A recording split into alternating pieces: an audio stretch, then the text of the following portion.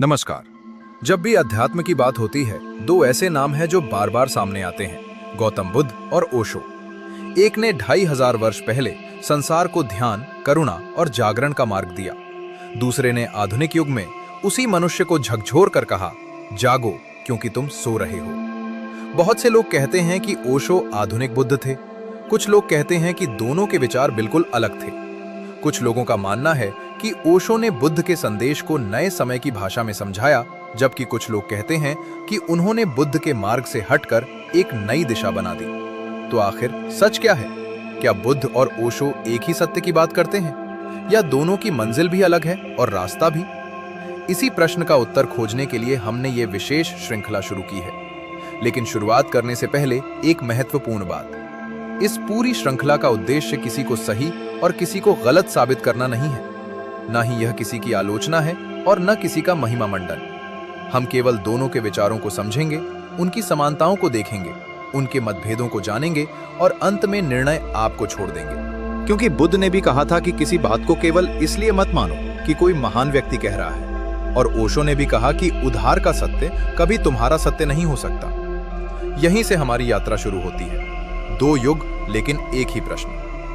गौतम बुद्ध लगभग 2500 वर्ष पहले ऐसे समय में प्रकट हुए जब समाज कर्मकांडों, जाति व्यवस्था और धार्मिक आडंबरों में उलझा हुआ था। लोग मानते थे कि केवल यज्ञ, पूजा और अनुष्ठान ही मुक्ति का मार्ग है। बुद्ध ने इन सब के बीच खड़े होकर कहा, यदि मन अशांत है तो कोई भी पूजा तुम्हें मुक्त नहीं कर सकती। यदि भीतर अज्ञान है तो बाहरी कर्म तुम्हें सत्य तक नहीं पहुंचा सकते। उन्होंने मनुष्य को बाहर से भीतर की ओर मोड़ दिया। अब समय बदलता है, 20वीं शताब्दी आती है, विज्ञान आगे बढ़ चुका है, धर्म पर प्रश्न उठने लगे हैं। मनुष्य पहले से अधिक शिक्षित है, लेकिन भीतर से पहले से अधिक बेचैन है। इसी समय ओशो सामने आते हैं। वे कहते हैं, आज का मनुष्य मंदिरों से नहीं, अपने ही मन से हार रहा है। उसे नए उत्तर चाहिए, उसे नई भाषा चाहिए, उसे अनुभव चाहिए। यही पहली बार बुद्ध और ओशो एक दूसरे के बहुत निकट दिखाई देते हैं। दोनों अलग अलग युग में जन्मे, लेकिन दोनों ने मनुष्य की पीड़ा को देखा। दोनों ने बाहरी समाधान नहीं, भीतर की यात्रा की बात की। बुद्ध का प्रश्न क्या था? राजकुमार सिद्धार्थ के पास सब कुछ था, धन था, वैभव था, राज्य था, परिवार था। फिर भी एक दिन उन्होंने एक वृद्ध व्यक्ति को देखा, फिर एक बीमार व्यक्ति को, फिर एक मृत शरीर को, और अंत में एक शांत सन्यासी को। यहीं से उनके भीतर एक ऐसा प्रश्न जन्मा जिसने इतिहास बदल दिया। यदि सबको बूढ़ा होना है, यदि सबको बीमार होना है, यदि सबको मरना है, तो फिर इस जीवन का अर्थ क्या है? क्या ऐसा कोई सत्य है जो मृत्यु से भी परे हो? इसी प्रश्न ने सिद्धार्थ को बुद्ध बना दिया। ओशो का प्रश्न क्या था? ओशो की यात्रा बिल्कुल अलग थी। उन्होंने महल नहीं छोड़ा, उन्होंने संसार से भागकर सत्य की खोज नहीं की। वे बचपन से ही हर मान्यता पर प्रश्न उठाते थे। यदि कोई कहता कि ईश्वर है तो वे पूछते, क्या तुमने देखा है? यदि कोई कहता कि यह धर्म सर्वोत्तम है तो वे पूछते, क्या तुमने इसका अनुभव किया है? यदि उत्तर केवल पुस्तकों पर आधारित होता तो वे उसे स्वीकार नहीं करते। उनके लिए हर विश्वास तब तक अधूरा था जब तक वो अनुभव न बन जाए। यही वे बुद्ध के बहुत निकट आ जाते हैं। दोनों ने कहा, सत्य को जानो, सत्य को मानो मत। अनुभव या विश्वास, यहीं से दोनों की शिक्षा का सबसे महत्वपूर्ण आधार सामने आता है। बुद्ध कहते हैं, किसी बात को इसलिए मत मानो कि वो वेद में लिखी है, इसलिए मत मानो कि तुम्हारे गुरु ने कहा है, इसलिए मत मानो कि समाज उसे सत्य कहता है। जब स्वयं अनुभव हो जाए तभी स्वीकार करना। ओशो भी लगभग यही बात दोहराते हैं। वे कहते हैं, विश्वास सबसे बड़ा धोखा हो सकता है, अनुभव ही धर्म है। तुम मंदिर जा सकते हो, हजारों मंत्र पढ़ सकते हो, पूरी दुनिया के धर्म ग्रंथ याद कर सकते हो, लेकिन यदि तुमने स्वयं को नहीं जाना तो तुमने कुछ भी नहीं जाना। यही कारण है कि दोनों के लाखों अनुयायी उन्हें केवल दार्शनिक नहीं बल्कि जागरण का मार्गदर्शक मानते हैं। लेकिन यहीं से अंतर शुरू होता है। अब तक ऐसा लगता है कि बुद्ध और ओशो बिल्कुल एक जैसे हैं, लेकिन जैसे जैसे हम उनकी शिक्षाओं में गहराई से उतरते हैं, अंतर दिखाई देने लगता है। बुद्ध का व्यक्तित्व अत्यंत शांत था, उनकी वाणी में सरलता थी, उनका जीवन अनुशासन का उदाहरण था। वे कहते थे, मध्यम मार्ग अपनाओ, अति से बचो। इच्छाओं के पीछे भागना भी दुख है और इच्छाओं को जबरन दबाना भी दुख है। दूसरी ओर ओशो कहते हैं, दमन मत करो, जीवन को पूरी तरह जियो, नाचो, गाओ, प्रेम करो, हंसो और फिर इन सब के बीच जागरूक रहो। यहीं से दोनों की शैली अलग दिखाई देती है। मंजिल एक हो सकती है, लेकिन रास्ते अलग दिखाई देते हैं। क्या वास्तव में ऐसा है, या ये केवल देखने का भ्रम है? इसी प्रश्न का उत्तर हम इस पूरी श्रृंखला में खोजेंगे। क्या ओशो ने बुद्ध का विरोध किया?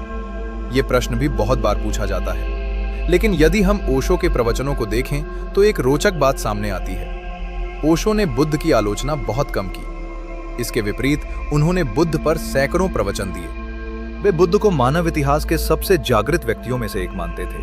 हाँ, वे ये अवश्य कहते थे कि हर युग की अपनी मनोवैज्ञानिक समस्याएं होती हैं। 2500 वर्ष पहले का मनुष्य और आज का मनुष्य एक जैसे नहीं है, इसलिए ध्यान की भाषा और विधियां भी समय के अनुसार बदल सकती हैं। यहीं से उनकी सक्रिय ध्यान पद्धतियां सामने आती हैं। आज की चर्चा में हमने केवल यात्रा की शुरुआत की है। हमने देखा कि बुद्ध और ओशो दोनों का मूल प्रश्न मनुष्य का दुख था। दोनों ने अनुभव को विश्वास से ऊपर रखा। दोनों ने कहा कि सत्य किसी पुस्तक में कैद नहीं है, उसे स्वयं जीना होगा।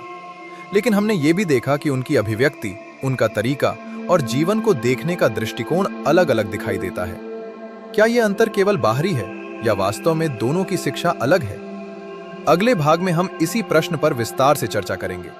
बुद्ध का मध्यम मार्ग और ओशो की पूर्ण स्वतंत्रता, क्या दोनों एक दूसरे के विरोधी हैं, या एक ही शिखर तक पहुंचने वाले दो अलग रास्ते? अगर आपको विचारों की यह यात्रा पसंद आ रही है तो अगले भाग में हमारे साथ अवश्य जुड़िए। नमस्कार। पिछले भाग में हमने जाना कि गौतम बुद्ध और ओशो दोनों की खोज एक ही थी, मनुष्य को उसके दुख से मुक्त करना। दोनों ने अनुभव को विश्वास से ऊपर रखा और दोनों ने कहा कि सत्य किसी पुस्तक में नहीं बल्कि स्वयं के अनुभव में मिलता है। लेकिन आज से हमारी यात्रा थोड़ा और गहरी होने वाली है, क्योंकि आज हम उस प्रश्न पर बात करेंगे जहां से सबसे अधिक भ्रम पैदा होता है। बहुत से लोग कहते हैं कि बुद्ध संयम की बात करते हैं और ओशो स्वतंत्रता की। कुछ कहते हैं कि बुद्ध इच्छाओं से दूर जाने को कहते हैं, जबकि ओशो जीवन को पूरी तरह जीने की बात करते हैं। अगर ऐसा है तो क्या दोनों एक दूसरे के विरोधी हैं, या फिर दोनों अलग भाषा में एक ही बात कह रहे हैं? आइए बिना किसी पूर्वाग्रह के इसे समझने की कोशिश करते हैं। बुद्ध ने मध्यम मार्ग क्यों दिया? जब सिद्धार्थ ने राजमहल छोड़ा तब उन्होंने केवल ध्यान ही नहीं किया, उन्होंने अपने शरीर पर ऐसे कठोर प्रयोग भी किए जिन्हें आज सुनकर भी आश्चर्य होता है। वे कई दिनों तक भोजन नहीं करते थे। शरीर इतना कमजोर हो गया था कि हड्डियां साफ दिखाई देती थीं। उन्हें लगा कि शायद शरीर को जितना कष्ट दिया जाएगा, आत्मा उतनी ही शुद्ध होगी। लेकिन वर्षों की कठोर तपस्या के बाद भी उन्हें सत्य नहीं मिला। तब एक दिन उनके भीतर एक गहरा बोध हुआ। उन्होंने देखा कि पहले वे भोग में थे, अब वे त्याग की अति में हैं। दोनों ही अतियां हैं, दोनों ही मन को बांधती हैं। यहीं से जन्म हुआ मध्यम मार्ग का। बुद्ध ने कहा, जीवन में किसी भी अति से बचो, न अत्यधिक भोग न अत्यधिक त्याग। संतुलन ही जागरण का मार्ग है। यही बुद्ध की शिक्षा का आधार बन गया। क्या बुद्ध इच्छाओं के विरोधी थे?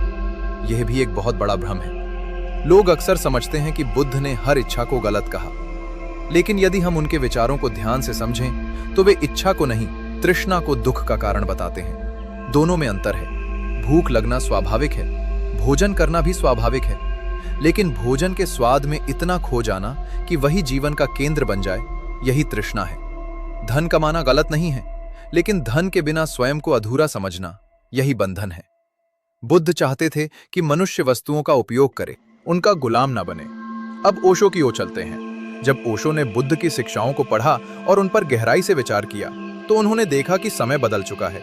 उन्होंने कहा, आज का मनुष्य पहले से ही दबा हुआ है। उसे और त्याग सिखाने की अश्योरेंस की आवश्यकता नहीं है, उसे जीना सिखाने की आवश्यकता है। ओशो का मानना था कि समाज बचपन से ही मनुष्य को दबाना सिखाता है। क्रोध मत करो, रो मत, हंसो मत, प्रेम मत करो, अपनी इच्छाओं को दबाओ। धीरे धीरे मनुष्य बाहर से सभ्य दिखने लगता है, लेकिन भीतर इच्छाओं का ज्वालामुखी जमा हो जाता है। ओशो कहते हैं, जिसे तुमने दबाया है वही किसी दिन विस्फोट बनकर बाहर आएगा। इसलिए दमन समाधान नहीं है, समझ समाधान है। क्या ओशो भोगवाद सिखाते हैं? यहीं सबसे बड़ी गलतफहमी पैदा होती है। बहुत से लोगों ने केवल ओशो के कुछ वाक्य सुने और निष्कर्ष निकाल लिया कि वे केवल भोग की बात करते हैं। लेकिन यदि उनके पूरे विचार को देखा जाए तो वे बार बार एक बात दोहराते हैं, भोग में भी जागरूक रहो। वे कहते हैं, यदि तुम प्रेम कर रहे हो तो पूरी जागरूकता के साथ करो। यदि तुम भोजन कर रहे हो तो पूरी सजगता से करो। यदि तुम नाच रहे हो तो इतने होश में रहो कि नाचने वाला भी दिखाई देता रहे। उनका उद्देश्य भोग नहीं था, उनका उद्देश्य था होश। वे कहते थे, अचेतन होकर किया गया त्याग भी बंधन है और अचेतन होकर किया गया भोग भी बंधन है। मुक्ति केवल जागरूकता से आती है। तो अंतर कहाँ है? अब यदि हम दोनों को साथ रखकर देखें तो एक रोचक चित्र सामने आता है। बुद्ध कहते हैं, अति मत करो। ओशो कहते हैं, जो भी करो होश में करो। पहली नजर में ये दोनों बातें अलग लगती हैं, लेकिन यदि थोड़ा और गहराई से देखें तो दोनों का लक्ष्य एक ही दिखाई देता है। दोनों चाहते हैं कि मनुष्य अपने मन का दास न बने। बुद्ध कहते हैं, संतुलन में रहो। ओशो कहते हैं, जागरूक रहो। संतुलन और जागरूकता दोनों एक दूसरे के शत्रु नहीं हैं, बल्कि जागरूकता ही वास्तविक संतुलन को जन्म देती है। फिर लोग दोनों को अलग क्यों मानते हैं? इसका कारण उनकी भाषा है। बुद्ध बहुत शांत थे, उनकी वाणी में गहरी करुणा थी। वे कम शब्दों में बहुत बड़ी बात कह देते थे। ओशो का स्वभाव बिल्कुल अलग था। वे झकझोर कर बात करते थे। वे ऐसी भाषा का प्रयोग करते थे जिससे लोगों की पुरानी मान्यताएं टूट जाएं। कई बार वे जानबूझकर ऐसे वाक्य बोलते थे जो लोगों को चौंका दें। उनका मानना था कि जब तक मनुष्य चौंकेगा नहीं, तब तक वह सोचना शुरू नहीं करेगा। इसलिए जो व्यक्ति केवल उनके एक दो वाक्य सुनता है, उसे लगता है कि वे विद्रोह सिखा रहे हैं। लेकिन जो उनके पूरे विचार को समझता है, उसे दिखाई देता है कि उनका लक्ष्य भी चेतना ही है। एक छोटी सी उपमा मान लीजिए। दो शिक्षक एक ही छात्र को तैरना सिखा रहे हैं। पहला शिक्षक कहता है, धीरे धीरे पानी में उतरना, संतुलन बनाए रखना, घबराना मत। दूसरा शिक्षक कहता है, पानी में उतर जाओ, डर को महसूस करो, अनुभव से सीखो। दोनों की शैली अलग है, लेकिन दोनों चाहते हैं कि छात्र तैरना सीख जाएं। ठीक यही अंतर बुद्ध और ओशो की शिक्षाओं में भी दिखाई देता है। निष्कर्ष, आज हमने समझा कि बुद्ध का मध्यम मार्ग और ओशो की स्वतंत्रता पहली नजर में विरोधी लग सकते हैं, लेकिन गहराई से देखने पर दोनों का उद्देश्य एक ही है, मनुष्य को उसके अचेतन जीवन से बाहर निकालना। बुद्ध कहते हैं,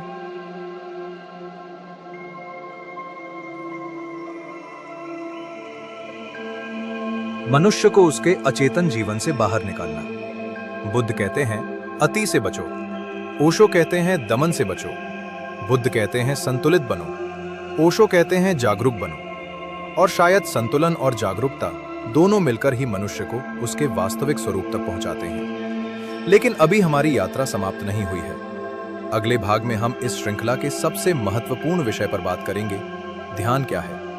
बुद्ध की विपश्यना और ओशो की डायनामिक मेडिटेशन में क्या अंतर है? क्या दोनों एक ही मंजिल तक पहुंचने के अलग अलग मार्ग हैं? नमस्कार। पिछले दो भागों में हमने समझा कि गौतम बुद्ध और ओशो दोनों का लक्ष्य मनुष्य को जागरूक बनाना था। हमने ये भी देखा कि बुद्ध ने मध्यम मार्ग की बात की, जबकि ओशो ने स्वतंत्रता और जागरूकता पर जोर दिया। लेकिन अब एक बहुत महत्वपूर्ण प्रश्न सामने आता है। यदि दोनों का लक्ष्य एक ही था, तो उनके ध्यान करने के तरीके इतने अलग क्यों दिखाई देते हैं? क्यों बुद्ध केवल बैठकर श्वास को देखने की बात करते हैं, जबकि ओशो पहले नाचने, रोने, चिल्लाने, कूदने और फिर शांत बैठने को कहते हैं? क्या इनमें से कोई एक तरीका सही है?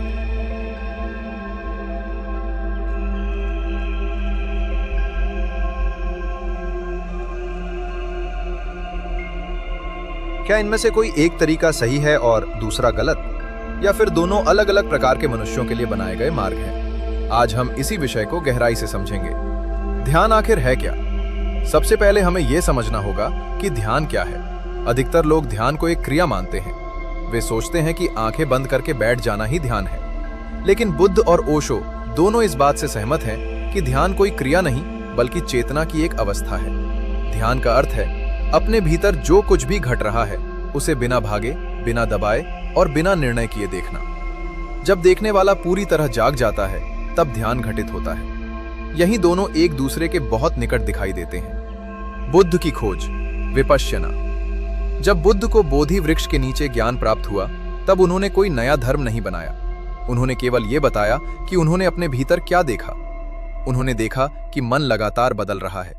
विचार आते हैं और चले जाते हैं, भावनाएं आती हैं और चली जाती हैं, शरीर बदलता रहता है, लेकिन इन सबको देखने वाला एक साक्षी है। बुद्ध ने इसी देखने की कला को नाम दिया विपश्यना।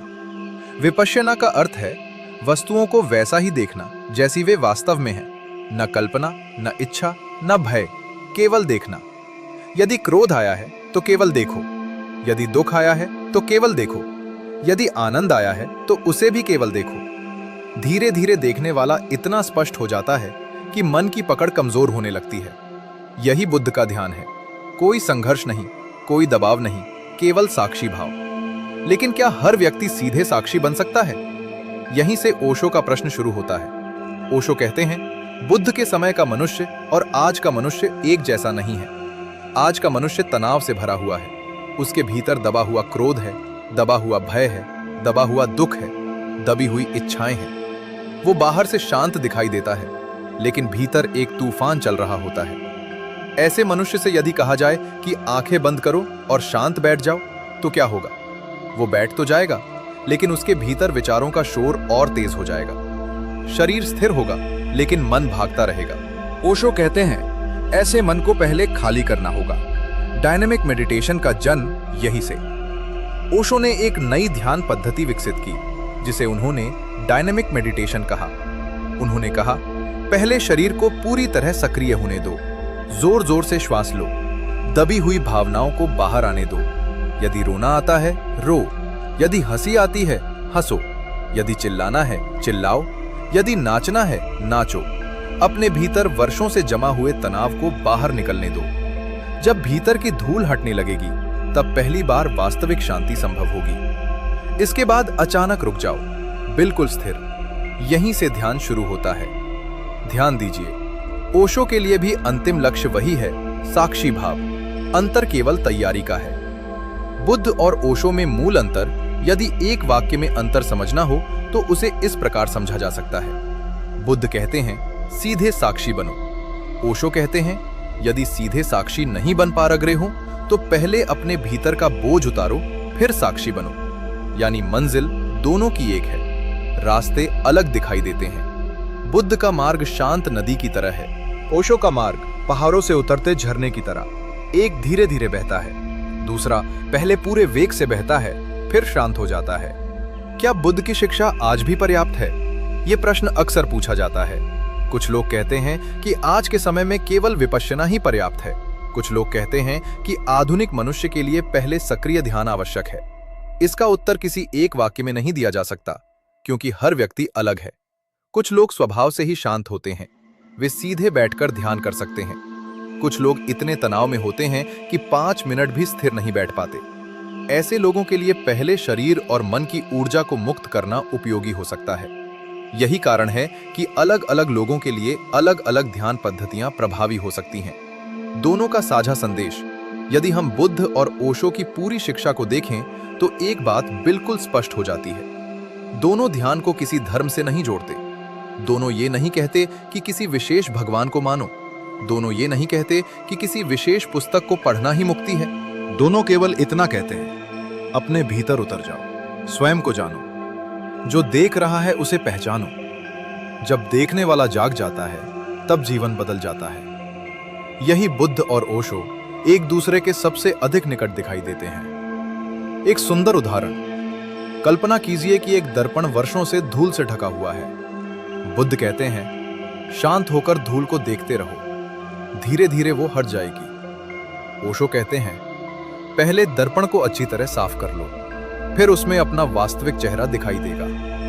दोनों का उद्देश्य दर्पण को चमकाना है, अंतर केवल सफाई की प्रक्रिया में है। निष्कर्ष, आज हमने समझा कि बुद्ध की विपश्यना और ओशो की डायनामिक मेडिटेशन देखने में अलग लगती हैं, लेकिन दोनों का अंतिम लक्ष्य मनुष्य को साक्षी बनाना है। बुद्ध सीधे मौन में प्रवेश कराते हैं। ओशो पहले मन के शोर को बाहर निकालते हैं, फिर मौन की ओर ले जाते हैं। एक का मार्ग सीधा है, दूसरे का मार्ग तैयारी के साथ आगे बढ़ता है, लेकिन दोनों अंततः उसी स्थान पर पहुंचते हैं जहां मन शांत हो जाता है और केवल जागरूकता शेष रह जाती है। कल के अगले भाग में हम इस श्रृंखला के सबसे विवादित विषय पर चर्चा करेंगे, इच्छाएं, काम वासना और ब्रह्मचर्य पर बुद्ध और ओशो के विचार। क्या ओशो वास्तव में भोग का समर्थन करते थे या उनके विचारों को गलत समझा गया? इसी प्रश्न के साथ आज की चर्चा समाप्त करते हैं। अगर वीडियो अच्छी लगी हो तो लाइक, शेयर और सब्सक्राइब जरूर करें। नमस्कार।